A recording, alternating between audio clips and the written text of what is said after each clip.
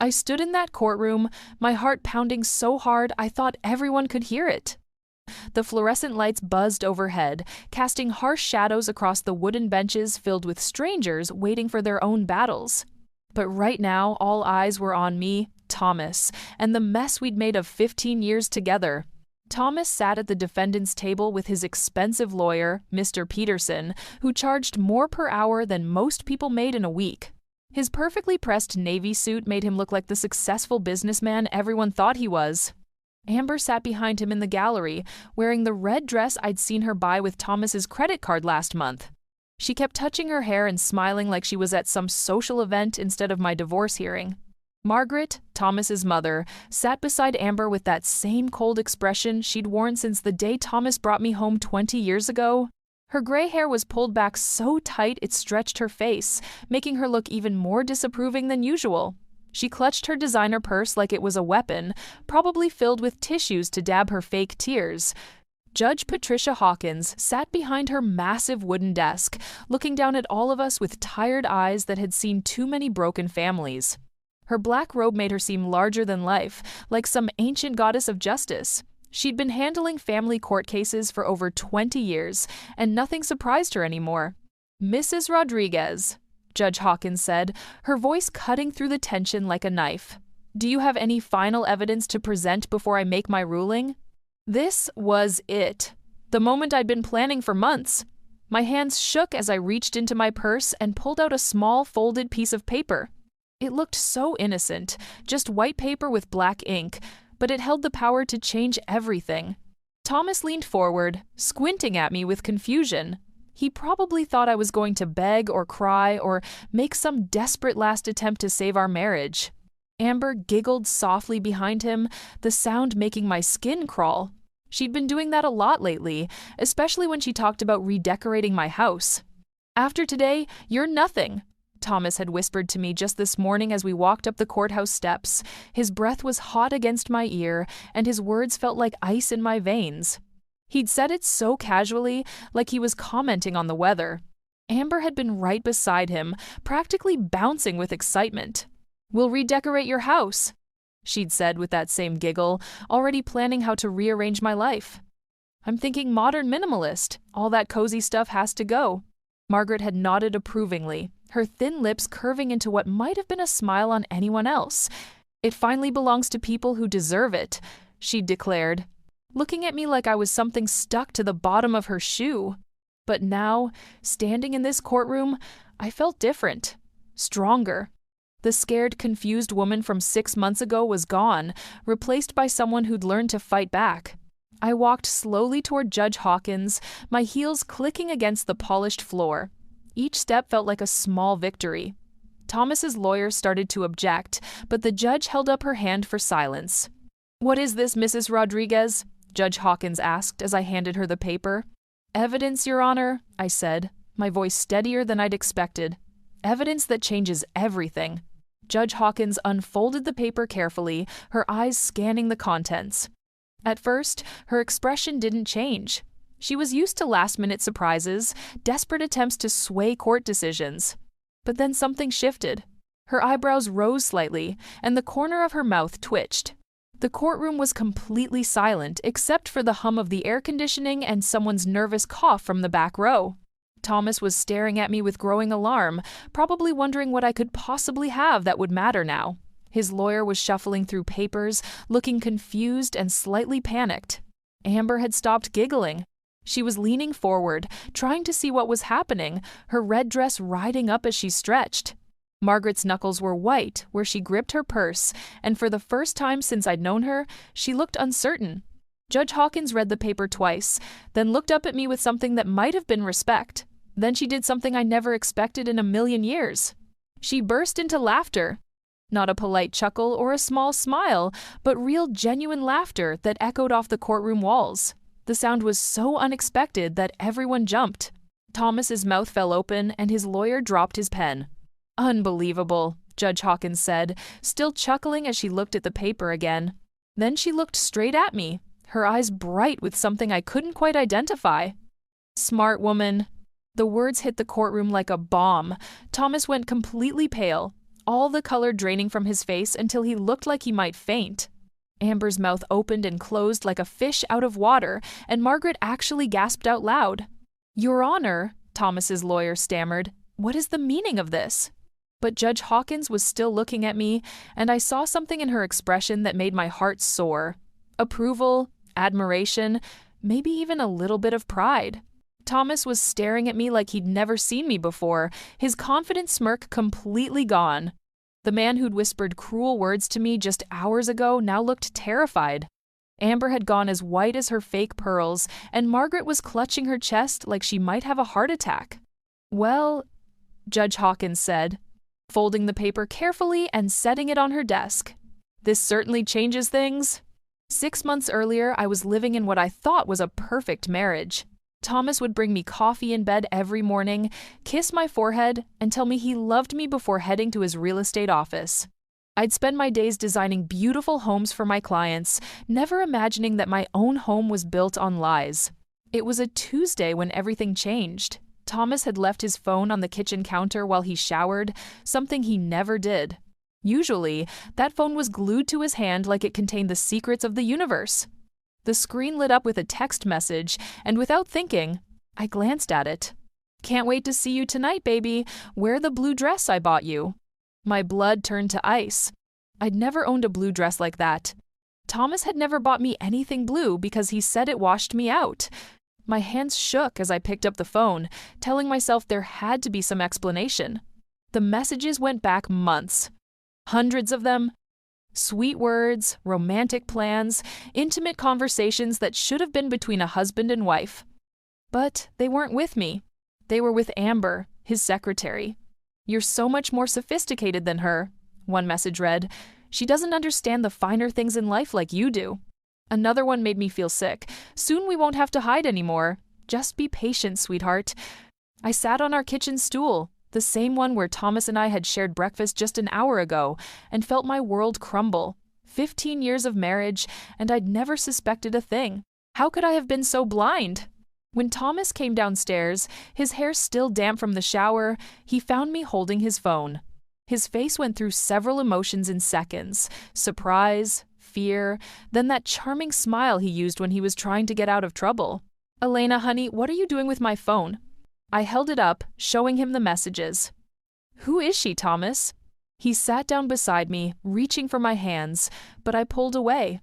His touch felt wrong now, contaminated by lies. "It's not what you think," he said, using that gentle voice he reserved for calming upset clients. "Amber has been going through a rough time. Her boyfriend left her, and she's been reaching out for support." I was just being kind. "Kind?" I laughed, but there was no humor in it. "You bought her a dress, Thomas. You told her she was sophisticated." "Elena, please." He moved closer, and I could smell his expensive cologne, the same scent I'd loved for years. "You're taking this out of context? I would never cheat on you. You know that." But I didn't know that. Looking at him now, I realized I didn't know anything about the man I'd married. How many business trips had really been romantic getaways? How many late nights at the office had been spent with her? "I love you," he said, taking my face in his hands. "Only you. Amber means nothing to me. She's just confused and lonely, and I felt sorry for her." I wanted to believe him.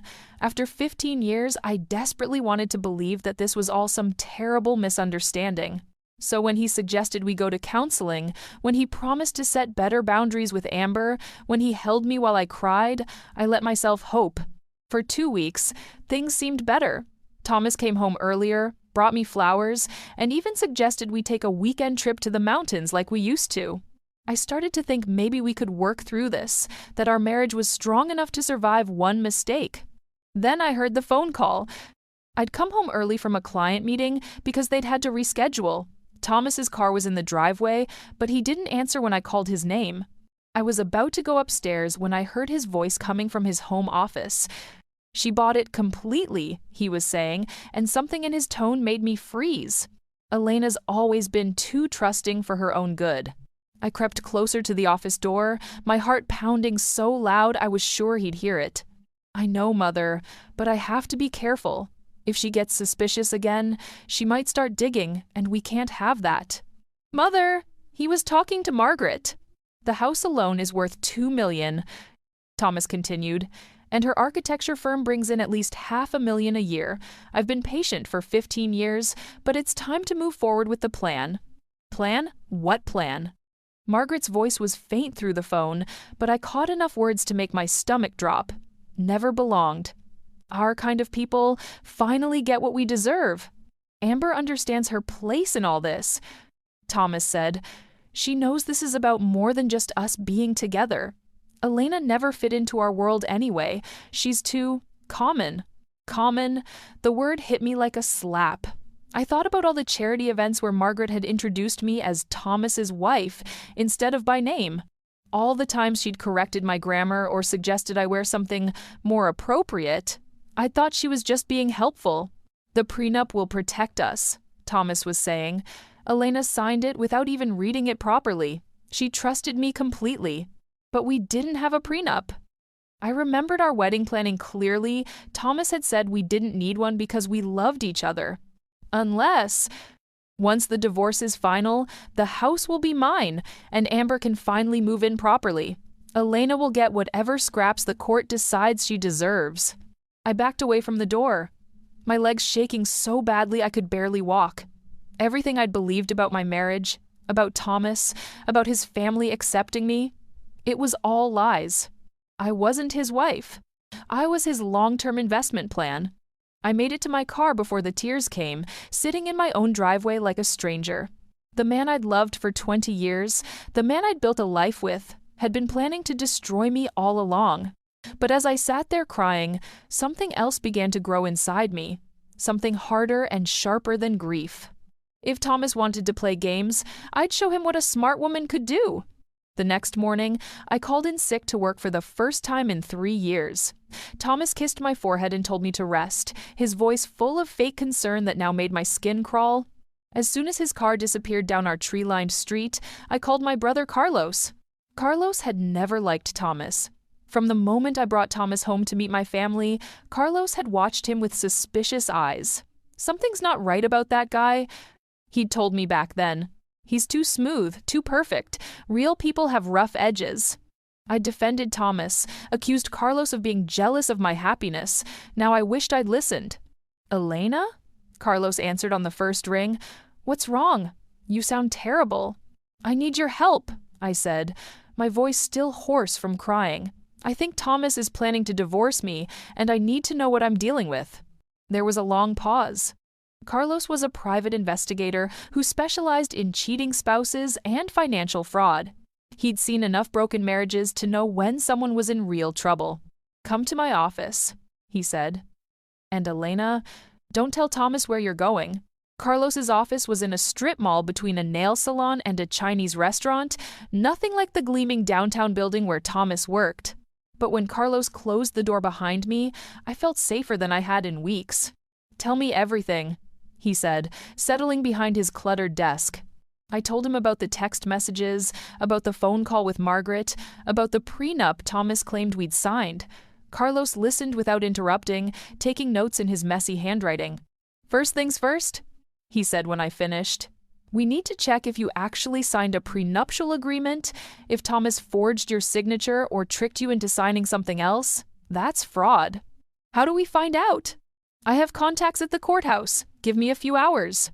While Carlos made his calls, I sat in his waiting room, staring at missing person flyers and wondering how I'd become someone who needed a private investigator. 3 hours later, Carlos came back with a grim expression. There's no prenup on file, he said, which means either Thomas lied to his mother about having one or he's planning to forge one. What does that mean for me? It means you're in more danger than you thought. Elena, I need to ask you something, and I want you to think carefully before you answer. Did you ever sign any documents that Thomas said were for taxes or business purposes? My stomach dropped. A few times. He said they were routine paperwork for his real estate deals. I trusted him. Carlos rubbed his forehead. We need to find out what you actually signed. I'm going to start investigating Thomas's finances, but I need you to do something for me. Can you get into his home office? He keeps it locked when he's not there. Do you know where he hides the key? I thought about all the times I'd seen Thomas unlock that door. He keeps it in his wallet, but there might be a spare somewhere. Find it, look for any documents with your signature, especially anything related to property transfers or business agreements. And Elena, Carlos's voice was serious. Be very careful. If Thomas is planning what I think he's planning, he won't want you discovering it. That evening, I cooked Thomas's favorite dinner and pretended everything was normal. He told me about his day, complained about difficult clients, and asked about my headache. I smiled and nodded and felt like I was watching a stranger perform in a play. After he went to bed, I searched for the spare key to his office. I found it taped under his desk drawer, exactly where someone would hide something they thought was clever. My hands shook as I unlocked the door. Thomas's office was perfectly organized, everything in its place. His desk was mahogany, expensive, covered with neat stacks of contracts and property listings. But it was the filing cabinet that made my heart race. The bottom drawer was labeled Personal Elena. Inside, I found a folder with my name on it, thick with documents I'd never seen before. As I read through them, my world collapsed all over again. There were property transfer documents with my forged signature, giving Thomas partial ownership of my house, business partnership agreements that made him a silent partner in my architecture firm, even a life insurance policy I'd never signed, with Thomas as the sole beneficiary. But the worst was at the bottom of the pile, a detailed plan, written in Thomas's handwriting, outlining how he would systematically take control of my assets. It was dated 3 years ago, long before I'd discovered his affair. Phase 1. Gain access to Elena's business accounts through joint filing. Phase 2. Establish legal claim to house through forged property documents. Phase 3. Introduce Amber as replacement wife after divorce settlement. There were notes about my daily routine, my friendships, even my relationship with Carlos. Elena's brother, suspicious, limit contact was written in red ink. At the very bottom was a letter from Margaret, dated just last month. Thomas, I'm proud of how patient you've been with this plan. Elena never belonged in our family, and it's time she learned her place. The house should go to someone who appreciates its value, and Amber will make a much more suitable wife for a man of your standing. Once this is over, we can finally move forward as a proper family. I photographed everything with my phone, my hands shaking so badly I had to retake several pictures. Then I put everything back exactly as I'd found it and locked the office door. Back in my bedroom, I stared at the ceiling while Thomas slept peacefully beside me. The man who'd held me while I cried about his affair, who'd promised to be better, who'd made me feel guilty for not trusting him. He'd been planning to destroy me for years. But as I lay there in the dark, something crystallized inside me. Thomas thought I was weak, trusting, easy to manipulate. Margaret thought I didn't belong in their world. They both thought I'd roll over and let them take everything I'd worked for. They were about to learn how wrong they were. I wasn't the same naive woman who'd married Thomas 15 years ago. I'd built a successful business from nothing. I'd survived my parents' deaths, put myself through college, and created a life I was proud of. If they wanted a fight, I'd give them one they'd never forget. The next few weeks were the hardest acting job of my life. Every morning, I kissed Thomas goodbye and told him I loved him. Every evening, I asked about his day and pretended to care about his answers. But inside, I was building a case that would destroy him. Carlos had been busy. His investigation revealed that Thomas had been stealing from me for over 2 years, using the forged documents to redirect payments from my biggest clients into accounts I didn't know existed. My architecture firm was bringing in more money than ever, but somehow our joint savings account never seemed to grow. He's been very clever, Carlos explained during one of our secret meetings at a coffee shop across town. Small amounts at first, then bigger chunks as he got more confident. He's stolen almost $200,000 from your business. How is that even possible? The partnership documents you unknowingly signed gave him access to your business accounts. He's been billing your clients through a shell company he created, then transferring the money to offshore accounts.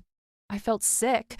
All those late nights I'd spent working on designs, paying all the clients I'd impressed with my creativity and attention to detail, Thomas had been profiting from my hard work while making me feel like I wasn't contributing enough to our household. There's more, Carlos said, sliding a folder across the table. I found out about Amber. The folder contained photographs of Thomas and Amber together, but not just romantic pictures. There were images of them at real estate meetings, signing documents, even touring expensive houses in the hills above our neighborhood. "She's not just his mistress," Carlos explained. "She's his business partner. They've been using your stolen money to buy investment properties together, properties that will be worth millions in a few years." "So this whole thing was planned from the beginning?" "It looks that way. I also found something else interesting. Remember how Thomas always said he came from old money? His family's wealth comes from his grandfather's construction company, but that business went bankrupt 10 years ago. Margaret's been living off credit cards and loans, pretending to still be rich." Everything clicked into place. Thomas hadn't married me for love. He'd married me because he needed my money to maintain his lifestyle. And now that I'd built something successful, he wanted to take it all and start fresh with someone he thought was more suitable. "What do we do now?" I asked. "We set a trap," Carlos said with a grin that reminded me of when we were kids plotting against our strict babysitter. "I have an idea, but you're not going to like it." Carlos's plan was brilliant and terrifying. He'd created a fake identity, a wealthy widow named Patricia Chen, who was looking to build a custom home worth $3 million. She'd specifically requested my architectural firm after seeing my work in a magazine. "Thomas won't be able to resist," Carlos explained. "A project that big would set you up for life, which means it would set him up for life once he steals it from you. But what if he doesn't take the bait?" "Trust me, he will. I've made sure Patricia Chen looks like exactly the kind of client Thomas dreams about, rich, naive, and ready to spend money." I spent days preparing for the meeting, designing preliminary sketches for a mansion that would never be built. Carlos had rented an expensive hotel suite and hired an actress to play Patricia Chen. Everything had to be perfect. The meeting was scheduled for a Thursday afternoon. I told Thomas about it casually over breakfast, mentioning that it was the biggest potential project of my career. $3 million? Thomas's eyes lit up with greed. "That's incredible, honey. You've worked so hard for this." "I'm nervous," I said, playing my part. "What if I mess it up? What if she doesn't like my designs?" "You'll be perfect," Thomas said, but I could see the wheels turning in his head. "Maybe I should come with you. For moral support." "That's sweet, but this is something I need to do myself. It's important for my confidence." Thomas nodded, but I knew he was already planning how to steal this opportunity from me. That afternoon, I met with Patricia Chen in the hotel suite. Carlos had done an amazing job. The actress was convincing, the suite was elegant, and the whole setup looked completely legitimate. We discussed the project for an hour, with me presenting my designs and her expressing enthusiasm about working together. "I'll need a few days to review the proposals," she said in perfect character. "But I'm very impressed with your work, Elena. I think we're going to have a wonderful partnership." As I drove home, I felt a mixture of excitement and dread. The trap was set, but now I had to wait to see if Thomas would walk into it. I didn't have to wait long. That evening, Thomas was unusually attentive. He made dinner, opened a bottle of expensive wine, and asked detailed questions about my meeting with Patricia Chen. "She sounds very sophisticated," he said. "Old money, you said?" "Her late husband was in tech. She inherited everything when he died last year." "And she's looking to spend $3 million on a house?" "Maybe more, depending on the final design. She mentioned wanting the best of everything." Thomas's smile was predatory. "Elena, a project this big might be too much for you to handle alone. Maybe you should consider bringing in a partner. Someone with experience in high-end real estate." "Like who?" "Well, I do work with wealthy clients all the time. I understand what they want, how they think. I could help you navigate this." There it was, the beginning of his plan to steal my biggest client. "That's a great idea," I said, hating myself for the lie. "Maybe you could meet with her next week?" "I'd be happy to help," Thomas said, leaning over to kiss my cheek. "We're a team, after all." As he held me, I thought about all the documents in his office, all the money he'd stolen, all the lies he'd told. He thought he was so clever, so much smarter than his trusting wife. He had no idea that his loving, naive Elena was about to destroy him. The meeting with Thomas and Patricia Chen was scheduled for the following Tuesday. I spent the weekend playing the nervous wife, asking Thomas for advice about how to impress such an important client. He was more than happy to share his wisdom about dealing with wealthy people. The key is to make them feel special, he explained as we sat in our living room Sunday evening. Rich people are used to getting whatever they want, so you have to anticipate their needs before they even ask. What if she doesn't like working with both of us? I asked, pretending to worry. Trust me, Elena. Once she meets me, she'll understand that we're a package deal. I know how to speak their language. Monday night, I couldn't sleep. I kept thinking about what Carlos had told me earlier that day. He'd installed tiny recording devices in the hotel suite. Everything Thomas said would be captured, every lie he told, every promise he made behind my back. Tuesday morning arrived gray and drizzly. Thomas spent extra time getting ready, choosing his most expensive suit and the gold watch his grandfather had left him. He looked like the successful businessman he pretended to be. Nervous? He asked as we drove to the hotel together. A little, I said, which was true. Not about the fake meeting, but about what we might discover. The hotel lobby was elegant, all marble floors and crystal chandeliers. Thomas straightened his tie as we rode the elevator to the 15th floor, and I could see him mentally preparing his performance. Patricia Chen was waiting for us in the suite, dressed in an expensive cream-colored dress with pearls that probably cost more than most people's cars. She greeted me warmly, then turned to Thomas with interest. "You must be Elena's husband," she said, extending her hand. "I've heard so much about you." "All good things, I hope," Thomas replied with his most charming smile. "Elena's told me about your project." "It sounds absolutely fascinating." For the first hour, everything went according to plan. I presented my designs while Thomas played the supportive husband, offering occasional comments about construction logistics and timeline management. Patricia asked thoughtful questions and seemed genuinely impressed with both of us. Then she excused herself to take a phone call in the bedroom, leaving Thomas and me alone in the sitting area. "She's perfect," Thomas whispered to me, "exactly the kind of client who appreciates quality work. Do you think she'll hire us?" "Oh, she'll hire us," Thomas said with confidence.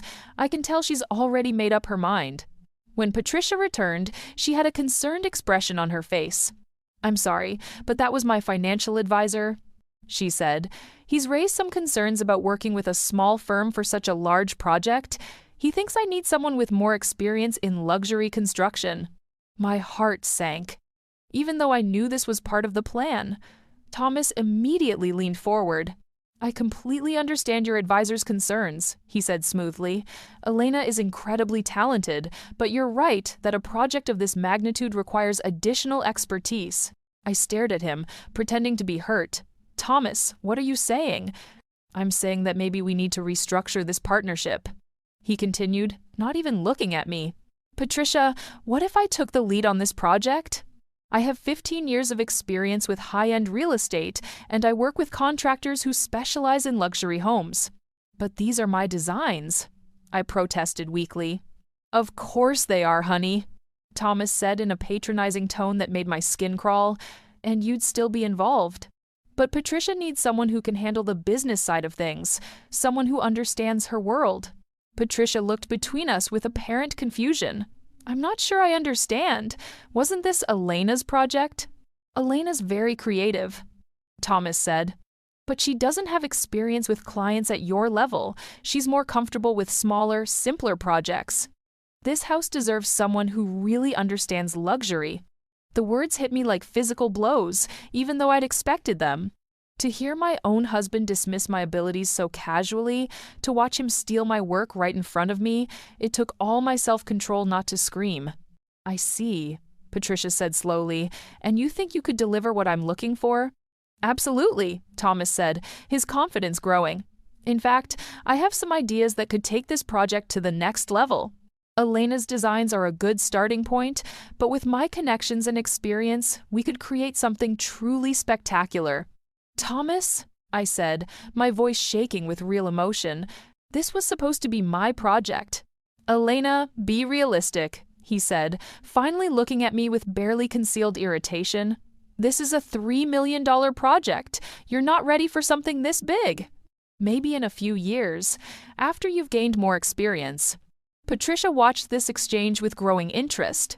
"Mr. Mitchell, are you suggesting that you take over your wife's project entirely?" "I'm suggesting a partnership where I handle the aspects that require more sophistication," Thomas said. "Elena can focus on the creative work, and I'll manage everything else. It's really the best solution for everyone." "Including the financial arrangements?" Patricia asked. "Well, naturally, the primary contract would be with my company," Thomas said. "Elena would be compensated as a subcontractor." There it was. He was planning to steal my $3 million client and pay me like a hired employee. In front of the client herself, he was dismantling everything I'd worked for. Patricia nodded thoughtfully. "I think I understand the situation now," she said.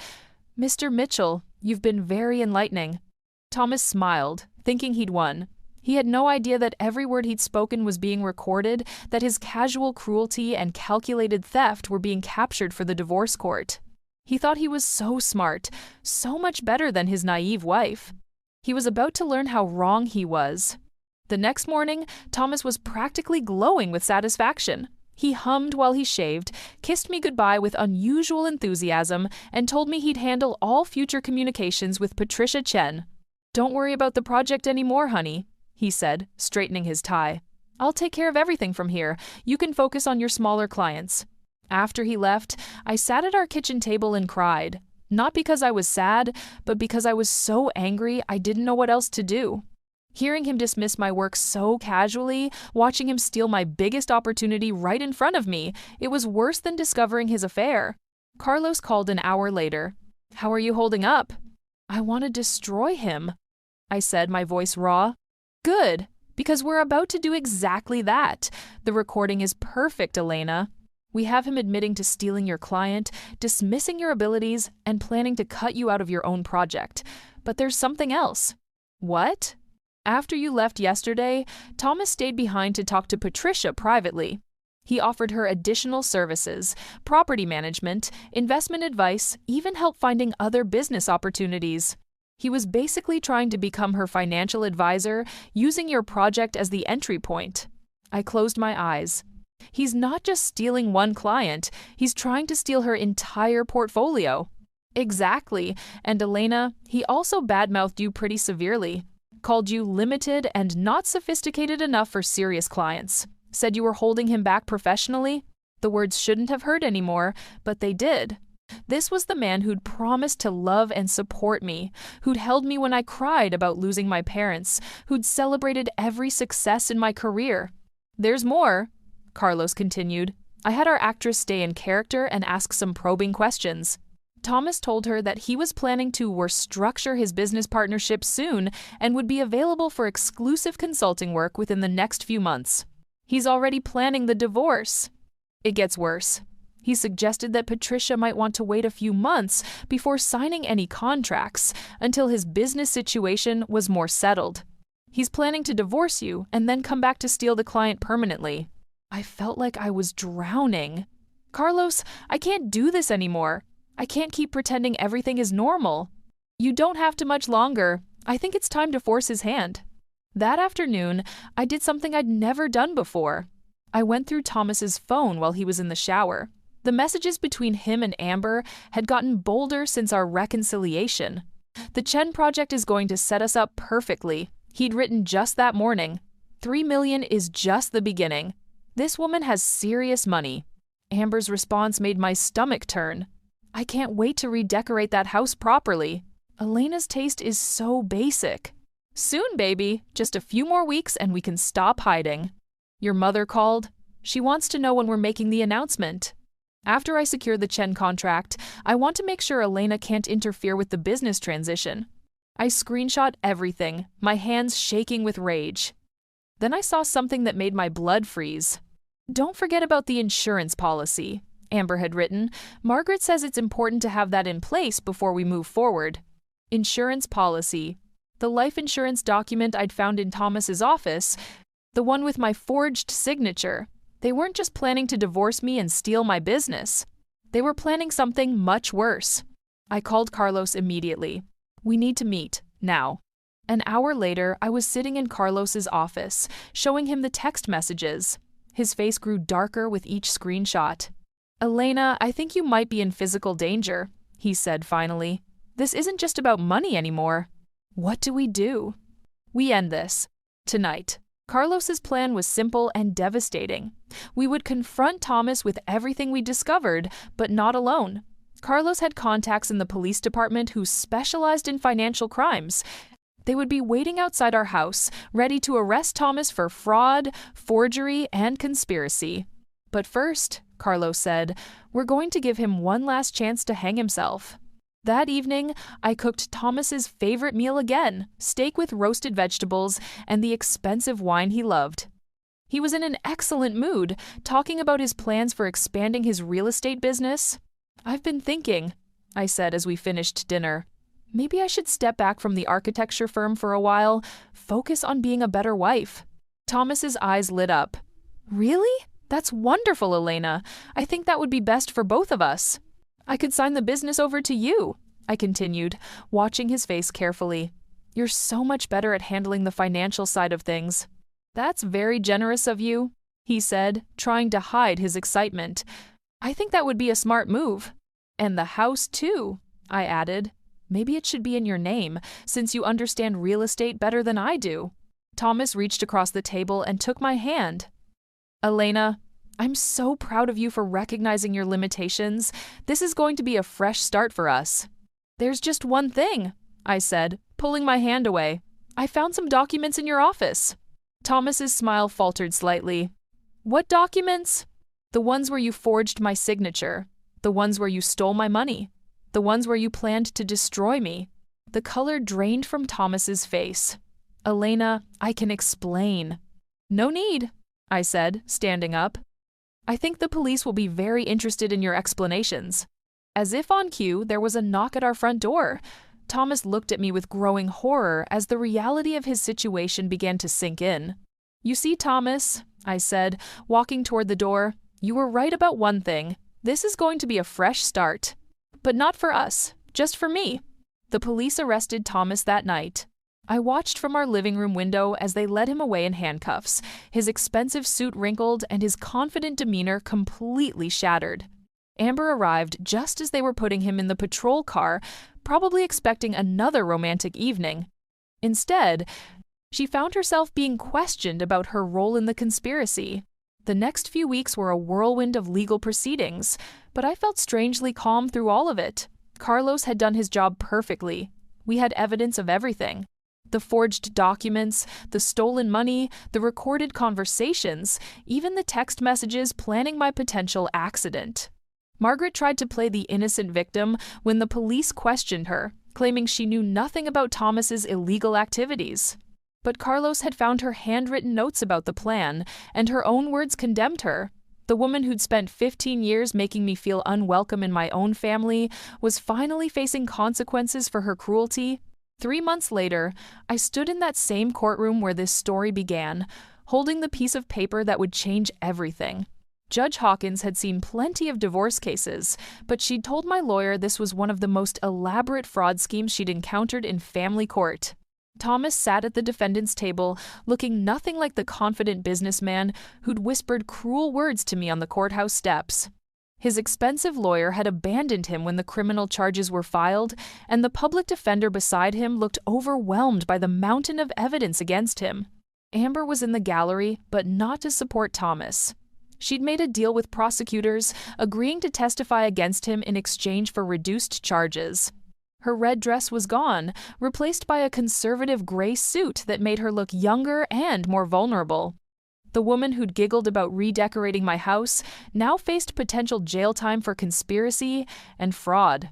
Margaret sat alone in the back row, her designer purse clutched tightly in her lap. The family money she'd been so proud of was gone, seized by the government to pay restitution for Thomas's crimes. The house she'd inherited from her husband was being sold to cover legal fees. For the first time since I'd known her, she looked like what she really was. A bitter old woman who'd lost everything because of her own greed. Mrs. Rodriguez, Judge Hawkins said, do you have any final evidence to present before I make my ruling? This was the moment I'd been planning for months. I reached into my purse and pulled out the small folded piece of paper, the same one that had made the judge laugh and caused Thomas's face to drain of color. As I walked toward the bench, I thought about everything that had led to this moment. The discovery of Thomas's affair, the overheard phone call with Margaret, the forged documents in his office, the elaborate trap we'd set with the fake client. Every lie he'd told, every dollar he'd stolen, every cruel word he'd spoken, it all came down to this single piece of paper. Judge Hawkins unfolded it carefully, her expression neutral at first. Then her eyebrows rose, and that familiar twitch appeared at the corner of her mouth. She read it twice, then looked up at me with something that might have been admiration. "Unbelievable," she said, and then she burst into laughter. "Smart woman." The paper contained a single sentence, written in my own handwriting. I never signed a prenuptial agreement, and the house was purchased with my money before our marriage. It was such a simple statement, but it destroyed Thomas's entire case. His lawyer had built their strategy around the forged prenup, claiming that I'd agreed to limited assets in case of divorce. They'd argued that Thomas deserved half of everything, including my business, and the house his mother thought should belong to people who deserve it. But there was no prenup. There never had been. And the house, the beautiful home that Amber wanted to redecorate, that Margaret thought finally belonged to the right kind of people, was mine alone. I'd bought it with money I'd saved from my architecture business 2 years before I even met Thomas. "Your Honor," Thomas's public defender stammered, "we weren't aware." "Of course you weren't," Judge Hawkins said, still chuckling, "because your client lied to you, just like he lied to everyone else." She looked directly at Thomas, her expression growing serious. "Mr. Mitchell, in 30 years on this bench, I've seen a lot of people try to manipulate the system. But rarely have I seen someone so systematically cruel to their own spouse." Thomas tried to speak, but Judge Hawkins held up her hand. "You forged your wife's signature on multiple documents. You stole nearly $200,000 from her business. You conspired with your mistress and your mother to defraud her of her home and livelihood. And according to the evidence presented, you even discussed taking out a life insurance policy on her without her knowledge." The courtroom was completely silent. Even Amber had stopped fidgeting. "Mrs. Rodriguez gets everything," Judge Hawkins declared. "The house, the business, and full restitution for all stolen funds. Mr. Mitchell, you get nothing except the criminal charges you're already facing." Thomas's face went completely white. Amber made a small choking sound. Margaret actually gasped out loud, the same woman who'd told me that morning that the house finally belonged to people who deserved it. "Furthermore," Judge Hawkins continued, "I'm ordering a restraining order. Mr. Mitchell, you are not to contact Mrs. Rodriguez or come within 500 feet of her home or business." As the judge's gavel came down, I felt something I hadn't experienced in months. Peace. The man who'd whispered that I was nothing, who'd planned to steal everything I'd worked for, who'd made me feel small and worthless, was finally facing justice. 6 months later, I was sitting in my beautiful kitchen, the same one where I'd discovered Thomas's affair, drinking coffee and reviewing plans for my biggest project yet. A real client this time, not a fake one, a tech executive who'd seen my work and wanted me to design his dream home. Thomas was in prison, serving 2 years for fraud and conspiracy. Amber had received probation and community service, but her reputation in our small business community was destroyed. Margaret had moved to a tiny apartment across town, her days of looking down on people finally over. My architecture firm was thriving. Word had spread about the divorce case, and somehow my story of fighting back against betrayal had attracted new clients who respected my strength and determination. I was busier than ever, designing homes for people who appreciated both my talent and my character. The house was quiet now, but it was a peaceful quiet, not the tense silence of hidden secrets. I'd redecorated some rooms, not because someone else demanded it, but because I wanted to make the space truly mine. The walls that had witnessed so many lies now held photos of my family, my achievements, and my dreams for the future. Carlos stopped by every Sunday for dinner, proud of his little sister who'd learned to fight back. "You know," he said one evening as we sat on my back porch, "I always knew you were stronger than Thomas gave you credit for." I didn't. I admitted. For a long time, I believed what he told me about myself. But you figured it out when it mattered. I thought about that small piece of paper, the simple truth that had destroyed Thomas's elaborate lies. Sometimes the most powerful weapon against deception is just refusing to accept it. My phone buzzed with a text from a new client asking if I could design a house for her family. I smiled and typed back that I'd be happy to help. After all, I was in the business of building homes, creating spaces where people could be safe and happy and loved. And I was very good at my job. The woman who'd once been told she was nothing had built something beautiful from the ashes of betrayal. The house that supposedly belonged to people who deserve it was home to someone who'd earned every square foot through hard work, integrity, and the courage to fight for what was right. Thomas had been wrong about everything, but especially about one thing: I wasn't nothing. I was everything I'd always been, and more than I'd ever imagined I could become. And that was more than enough.